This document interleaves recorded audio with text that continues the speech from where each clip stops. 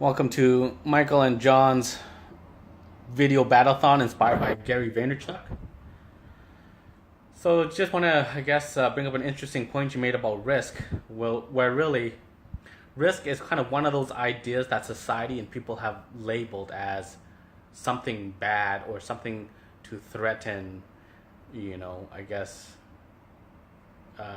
investment or whatever. It's just something that endangers your investment. Let's go with that. So, how we say is I'm a big believer in terms of really defining and having accurate definitions for what words actually mean, because if you think about it, risk is an emotionalized word, just like danger, just like bad. Those are morally understood and interpreted words. It's a subjective interpretation of an objective word. But kind of how I explain it is, when you understand it for what it is, you don't become so emotional about the words, and you take a more objective approach to a subjective term. So risk is one of those things you can't really measure. It's not something you can put a specific number to or give a certain value to. It's just something that exists because we've named and labeled it, and we've defined it as you know a bad occurrence or something bad to deal with.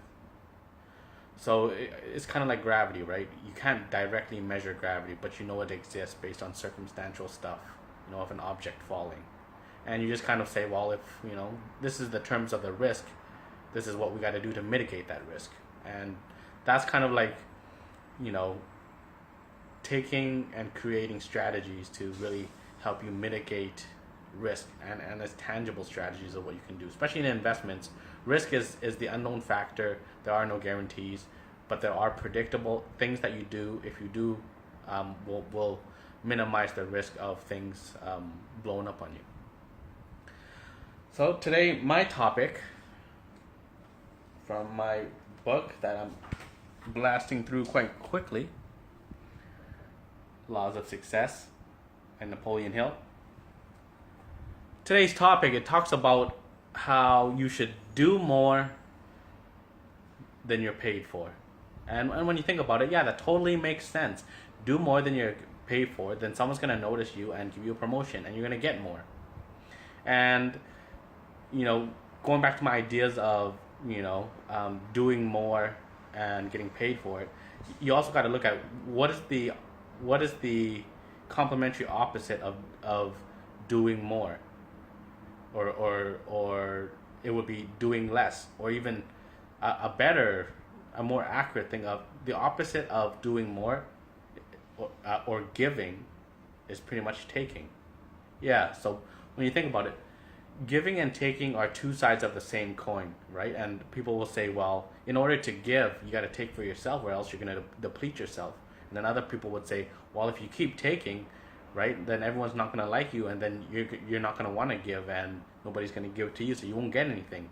And polar extremes, don't work for anybody, but they're great learning lessons, because it's one of those things where if you're somebody who knows how to take, you're going to energize yourself, and you'll increase your capacity to give. Where if you're if you're in like giving mode right now, you're going to deplete yourself, but you're going to be planting a lot of seeds, right? So when you think about it, doing more than what you're asked for is only half the story, half the wisdom. The other half of the wisdom they don't tell you about is taking more, right? Taking more than you think you deserve. Because at the end of the day, most of us have been taught to take the bare bones minimum. Be humble. Don't take full credit for the positive side of your rewards. And if something goes wrong, take full responsibility. That doesn't make sense. Take full responsibility for the negative, but don't take full responsibility for the positive. You gotta do both equally. And that's when you get a true understanding of things. So what I'm kind of driving at is the dual skill sets.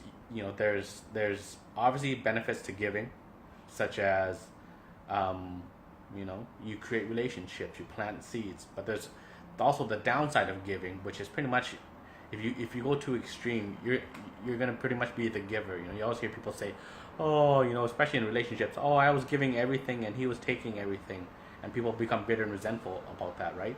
So that's the benefit and downside to giving. And for taking, if you become a very selfish person and keep taking, people are eventually gonna get sick of it until you screw up.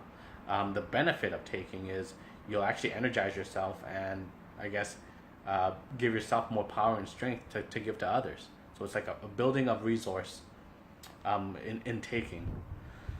So yeah, that's my 50 cents on the $1 of life. And yeah, back to you, Michael.